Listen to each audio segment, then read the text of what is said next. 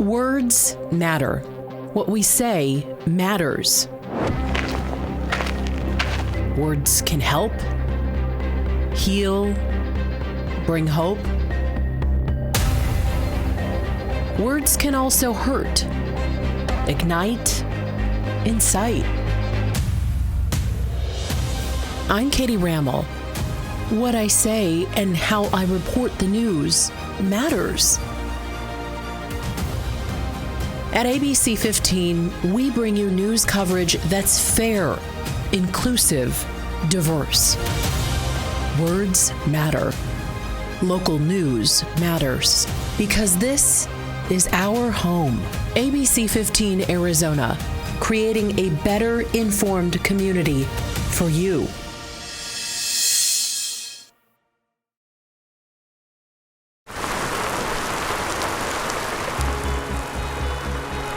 This is the third warning now that we've gotten just since the rain has started coming down.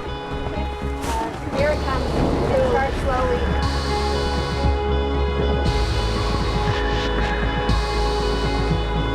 Water's going to breach on the corner. It's to the very top.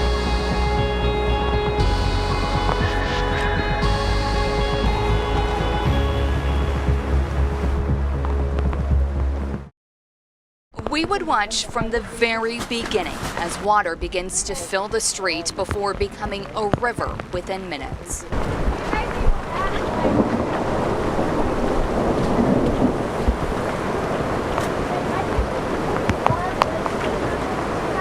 What's going through your mind right now? It's terrifying. It happens. It's the fourth time that this has come through, and every time it's worse. We rush home to try to man pumps and rebuild walls where the water's breaching. It's terrifying, and it's going to happen again and again and again until something is done. We have an explosion right in rural northeast corner. It's the big story right now. Destruction so powerful, it looks like a tornado ripped through this Chandler strip mall. The inside of the building is completely destroyed. Multiple people inside burned from this explosion. Businesses and homes feeling the impact blocks away. All of a sudden I woke up to an explosion and my window shattering. I heard a big boom at my house. Nearby areas evacuated, including a preschool. And the question now, what started it all? ABC15 on the ground all day working to learn more. Witnesses and viewers helping paint the picture of just what happened here. This dash camera video coming in from a viewer. We highlighted the explosion here for you. You can see the debris thrown into the air along with some flames and lots of smoke. All of this playing out this morning in Chandler at a shopping center near Rural and Ray. Our Cliff Castle chopper flying overhead. And to give you some perspective, on the left, you can see what the building looked like before the blast. And on the right, the aftermath. Everything inside destroyed. All new at 6, pipes with a history of problems. Tonight, the ABC15 investigators reveal the kind of pipe that caused this blast has had leaks across Arizona. It's called Driscoll Pipe 8000. A leak in August caused that blast at a Chandler print shop. And even before that, Southwest Gas had been tracking the leaks for years. Tonight, ABC15 investigator Melissa Blasius gets a hold of those reports showing where and how these pipes failed. Another section of leaky Driscoll Pipe 8000 found in this nearby neighborhood. You can still see the evidence of the utility company being here with the yellow markings. Faintly here, you can read SWG for Southwest Gas and the word plastic. The ABC15 investigators obtained these lab reports examining 34 pipe segments that leaked since 2016. We identified leak clusters, 4 in just one neighborhood, Golden Shores. That's along the Colorado River in Topok. 3 leaks just blocks apart here in the Yuma foothills. Southwest Gas found these leaks in time before there was an explosion, like the one that destroyed Platinum Printing in Chandler in August. These are like buried sticks of dynamite that can go off at any time. Tom Ryan is a lawyer for 2 of the Platinum Printing victims. He also reviewed the lab reports, which indicate that Southwest Gas may not know where all of the defective pipe exists. 7 of the 34 leaks from these pipes were unmapped or previously undetected Driscoll Pipe 8000 stubs, like the pipe from the Chandler explosion. It should frighten every citizen in the state of Arizona that Southwest Gas does not know where these pipes are that are leaking gas. We cannot just simply say, let's test and make sure there are no leaks. They have to remove it and replace it. For over 25 years, the ABC15 investigators have been here for you with original investigations that create change. In a time when facts and accountability are more important than ever, our mission is to expose wrongs that need to be made right. The inmates are in control. And you've trusted the ABC15 investigators to deliver results. Your reporting has really brought a lot of attention. We are ABC15 Arizona. Right now, a special ABC15 investigation. It's a story about Phoenix police, county prosecutors, and their plan to target protesters. A specific group of individuals. They invented a gang. Identified themselves as ACAB. And lied about evidence to get false charges and silence dissent. It's also a story about bias. Liberal peace. About trophies celebrating violence. Top officials slow to act. Why can't you look into it now? I don't think it's passive at all. A county attorney and a police chief who knew, but did nothing and wouldn't say anything. It's a story about law enforcement officials who now find themselves on the other side of the law. Today we are announcing that the Justice Department is opening an investigation into the city of Phoenix and the Phoenix Police Department. Thank you for joining us. I'm ABC15 investigator Dave Biskobing, and we call this investigation politically charged because you're about to see people who faced political charges in modern-day political prosecutions. And we don't make that claim lightly. We spent a year investigating Phoenix protest cases, and throughout this hour, we're going to show you the proof. So first, background on the fallout from our investigation. The Department of Justice is investigating. Phoenix and the Maricopa County Attorney's Office each ordered outside investigations, and both confirmed our reporting. Top officials resigned, more were demoted, others face criminal investigation, and finally, every open felony protest case in Phoenix was dismissed. It's important to know all that as we begin, because leaders at the highest levels knew of and approved what happened, but did nothing. Nothing until we exposed it all for the public to see. All rise. It's the order we all receive when a judge enters the courtroom. It's to show respect and honor, and it's why we call this investigation dishonorable. Because we're about to show you how people on the other side of the bench were treated in one judge's courtroom and how the system failed to hold her accountable. That judge declined to sit down with ABC15 Chief Investigator Dave Biskobing, but tonight Dave's got the evidence and a warning. It's very graphic and cruel. They're emails, memes, and jokes. Some racial, homophobic, and obscene. Some so cruel, it's hard to believe they were sent between a judge and her staff. It all happened inside the Maricopa County Superior Courtroom of Judge Aaron O'Brien Otis. This, of course, is Judge Otis. This is her bailiff, Barbara Chavez, and clerk, Kelly Schaefer. You worked for the clerk's office for how long? A little over 11 years. How much of that was in Aaron Otis's courtroom? Almost my last 2 years. Schaefer was an experienced clerk. She worked the Jodi Arias murder trial, and she was transferred to Otis's courtroom because the judge would be taking on death penalty cases for the first time. Had a pretty smooth career until you hit her courtroom. Till I met Aaron Otis. Before we get deeper into why Schaefer is sitting here, first we start with what happened in that courtroom. You remember seeing these. I mean, how often did stuff like this get sent? Almost daily. Really? Yes. Like you're in a hearing and just these would pop up? Yes. We obtained messages from late 2017 through 2018, then pulled courtroom video to see what was going on as they were sent. So there's one, and I'm just going to get it out of the way because it's maybe the worst. It's got no subject line, so you have no idea what you're about to open. Yes. I even got it highlighted here with a Post-it. It came during a jury selection in September 2017. Are there any jurors who have any physical conditions or illnesses that would make it difficult to sit through a trial of this length? We're changing the voice of the woman you're about to hear. My condition is embarrassing. I don't really want to. Okay, you want to talk in private? Okay. In the cleared out courtroom, the juror says she has a medical condition that gives her uncontrollable periods. I appreciate you bringing that to our attention. I don't want to put you in a situation where you're going to feel uncomfortable or anything like that. Otis's bailiff emails this photo almost immediately after the juror leaves. We blurred the word at the bottom. It's the F word. What do you think the public would think if they knew this was happening in cases as big as they're handling?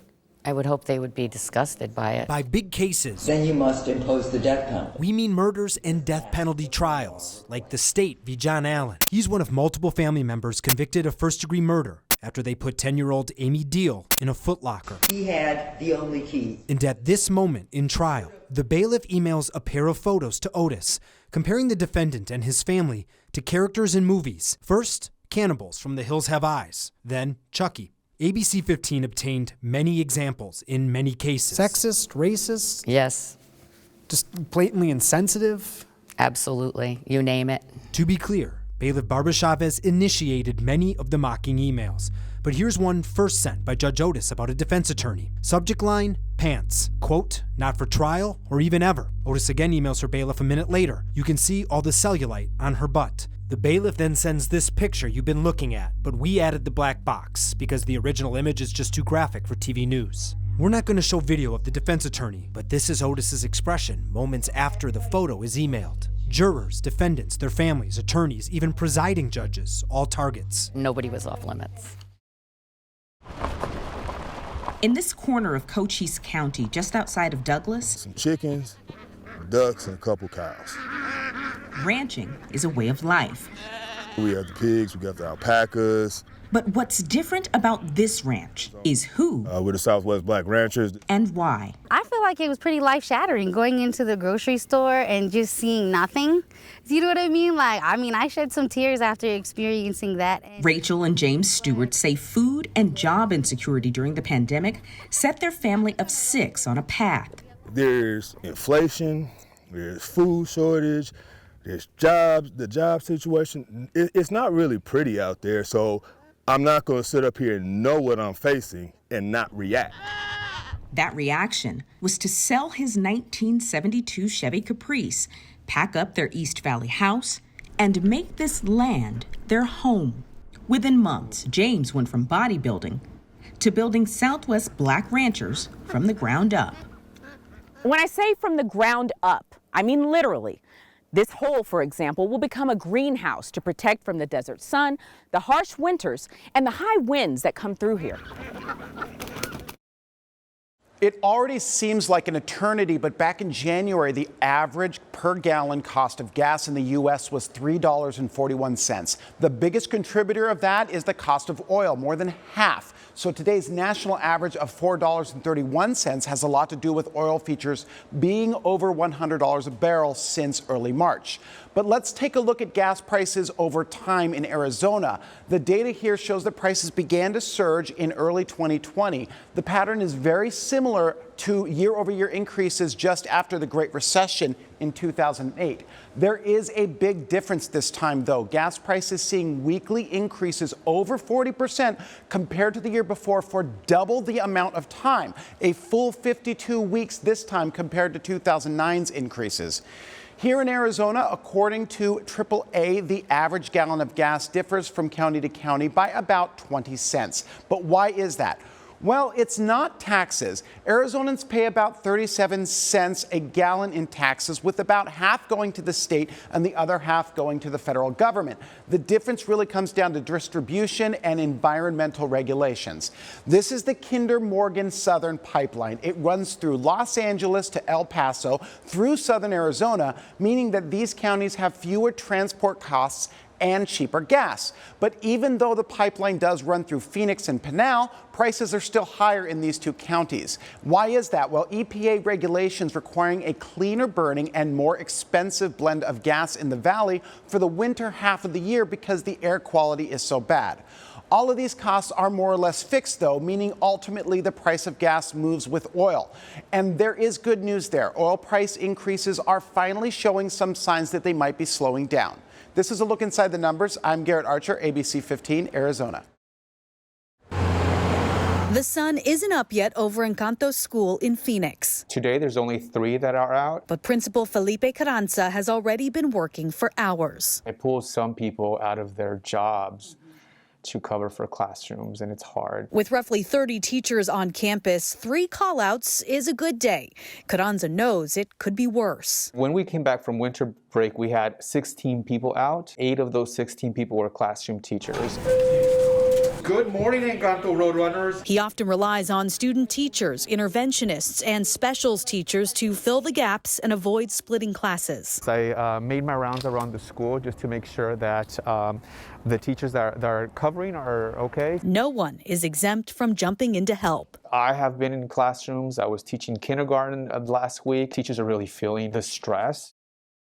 At the intersection of 75th Avenue and Thomas, when the light turns red, it's go time.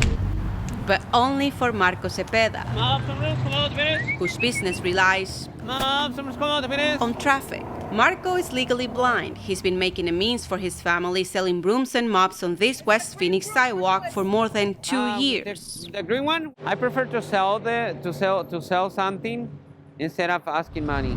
And the community notices his work ethic, stepping up even during the pandemic. You feel so good, especially when somebody comes to you and says, okay, you know, I admire you because you work hard. He sure does, pulling his cart for 3 miles, walking up and down the sidewalk for hours, making time to post videos on social media to promote his small business. He does it all because blindness, he says, should never define you. Blindness doesn't mean that you cannot do anything. You are human. That's basically what it is. And you are the same as others. You can compete with anybody. About 10 miles northwest of Flagstaff, off the I-40, you'll find a roundabout, a residential community, and a popular gas station. The three do not seem to be getting along. Those who live there say they are trapped and are looking to Operation Safe Roads for help.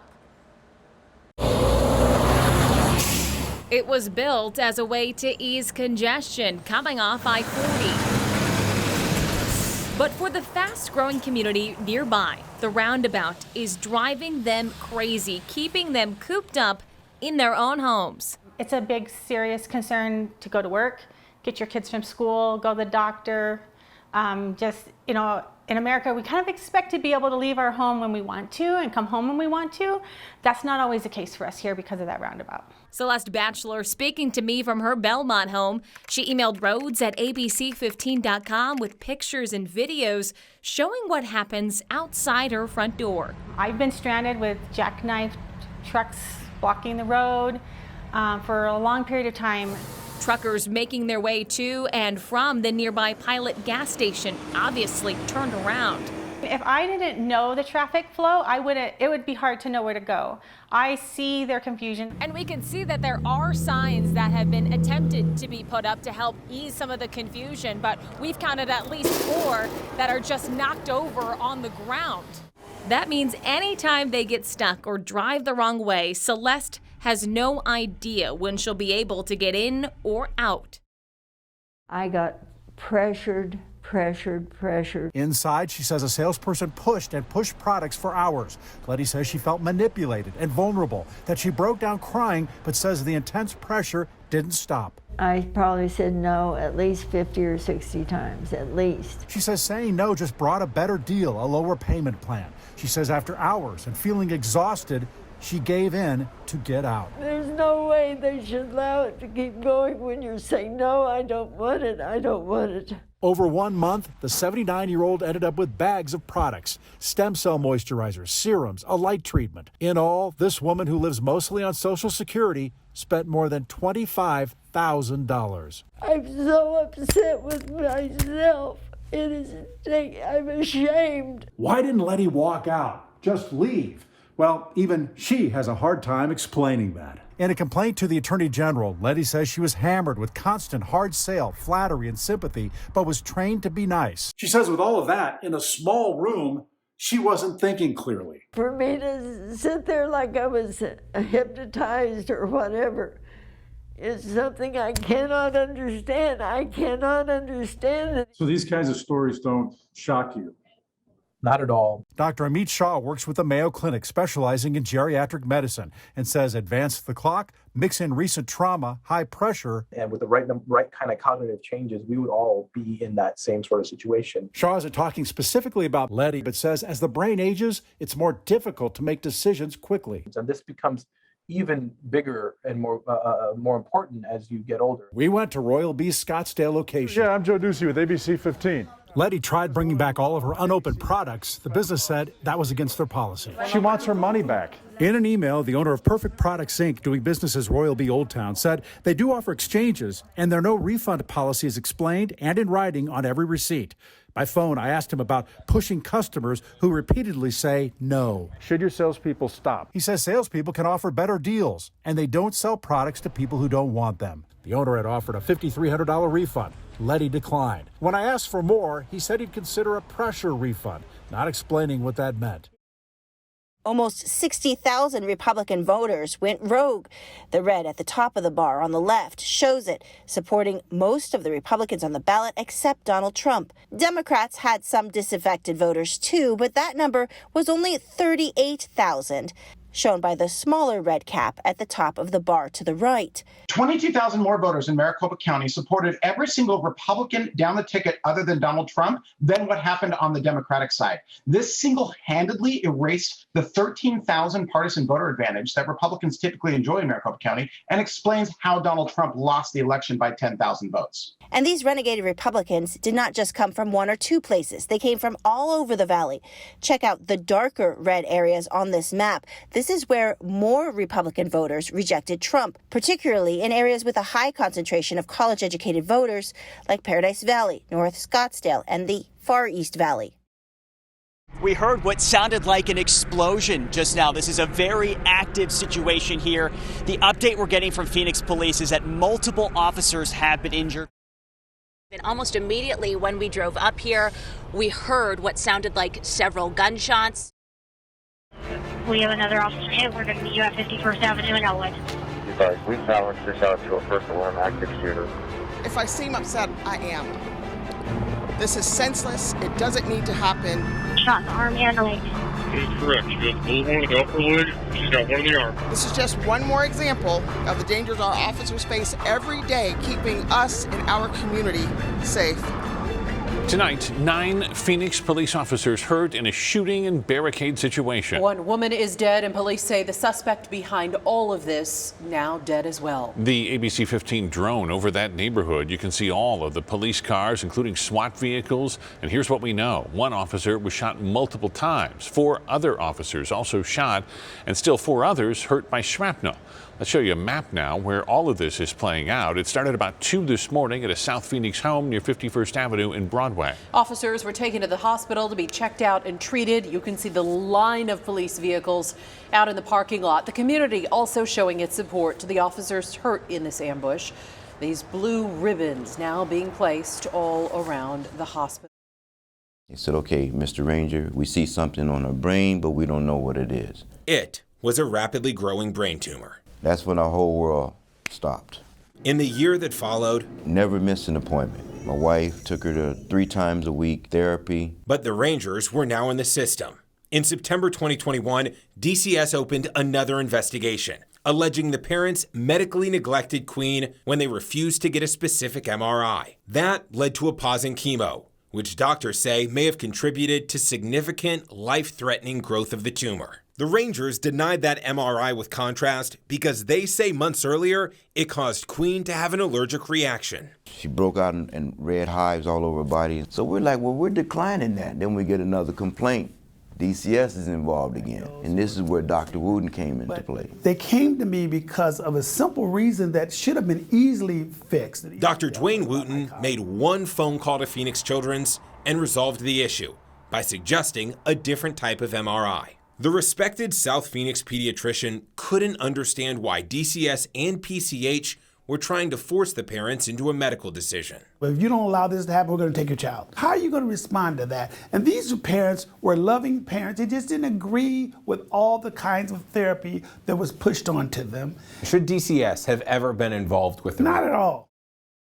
Back to me right now. Jed Motley's emotions free-flowing Tuesday following a serendipitous discovery by his brother Josh 2 weeks ago at a Pine Top thrift store. When he sent me the picture of it, I knew it was mine instantly. 28 years ago, Jed was a varsity football player here at Chaparral High School, an accomplishment that could really only be represented in one way, of course, with the sporting of a Letterman jacket. I went to a store right down the street here, and we picked everything out. We might have even put a deposit down. But when it came time to pick it up, Jed's mom, Jerry, broke the bad news. They didn't have the money to purchase it. I thought about the jacket over the years, and it bummed me out when I couldn't get it because everyone else on the team had one. I felt like the only one that didn't. It was a difficult call for Jed's mom to make, but one he understood. Close throughout his life, she passed away in 2012 at just 65 years old. My mom was very religious and would say to us all the time, well, when I die, I'm going to come back and give you signs and stuff. And that never really happened. That is until Josh walked into Veterans Village, a Pinetop thrift store near his home. So I get into this store and I literally walking around and the first thing I see is this bright red jacket hanging. He goes, dude, let me just send you a picture of this real quick. I couldn't believe my eyes. The jacket had the name Jed stitched on it, class of '94. The patches he picked out right there on the sleeves. So I remember designing it, but never saw the final product. So when I saw it, I just couldn't, it was mind blowing. That thing's been sitting somewhere in perfect condition for 28 years. Jed flew in from LA where his brother delivered it at long last. A mother's message to her sons finally received, giving them a story for the ages. It's one of those things that something so painful can turn out so beautiful years later, and you got to just ride it out, and you never know what's around the corner. Life's a trip. I'm Cameron Polum, ABC 15, Arizona. I'd be glad that it still fits. 27 years later. So, yeah. It looks like it fits really well. Well, I've known Jed since we were 12 years old, and he sent me a text message. I now believe in miracles. Yeah. He didn't include that part of it, but isn't it, if he didn't have maybe such a unique name, his brother Josh might not have even given it a second thought. And it looks like it's in great shape, too. Yeah, for 1994. Priced Out. It is our day-long, in-depth look at the housing crisis in the Valley. All near 10, ABC 15's Christine Stanwood introduces us to neighbors now forced to live at extended stay hotels with no end in sight. 65-year-old mom and 29-year-old daughter. It should be a sitcom. For months, this has been Jordan Barclay's reality. My mom and I share a queen-size bed with my large cat. I mean, it's pretty sad. The two living in a single room. Feels like an apartment complex, but also like a hostel. Inside this extended stay hotel in Scottsdale. We've been here since September. A Valley family out of a home. It's hard to find a new place right now. When ABC 15 Arizona shared their story, viewers like you stepped up. So many of you reached out to me asking what you could do to help get Jordan and her mother into a home. She found me and said, I have a place that's ready. Now they have a new address. We cannot express how grateful we really are. This is why local news matters. I mean, this is the second win, but they're acting like it's already wrapped Well, up. they're so close now, right? They're so close. They're having so much fun behind us. They got all the rally towels. And listen, this is important to. I've just been looking at all the numbers because there's so many records that were set tonight, so many things they've done. So we're going to catch up with that later on, too, throughout this show here. But these guys behind us, Suns in 4. This is unbelievable. So wild. And look at all the towels they have already collected from all of this. This is so great. Suns in 4. Check. How fun is this? Here. It's so great. It's been like this everywhere. I mean, even we saw the governor sitting down there. People fist pumping the governor as they walk by. I mean, it's wild. This has been so much fun tonight. Well, from 6 o'clock in the morning until now, you have called, you donated online, you have given to help Arizona families in need. And it is the final reveal of the night right now for the ABC 15 telethon. It all benefits Phoenix children. So drum roll, please. Oh my goodness. 1,062,440. That is a record. That is a telethon record. Whether you donated $1 or $1,000, we absolutely cannot thank you enough. We've never passed $1 million. This is our 21st year of Operation Santa Claus. It's an effort to help Valley families. It's really exciting to see people are giving back to our community. You are putting us in the holiday spirit with your generosity. This benefits 5 great local charities. Operation Santa Claus provides much needed resources to our families. I love this. It's my favorite thing of the year. This year, we raised nearly $845,000. Thank you to everyone who donated.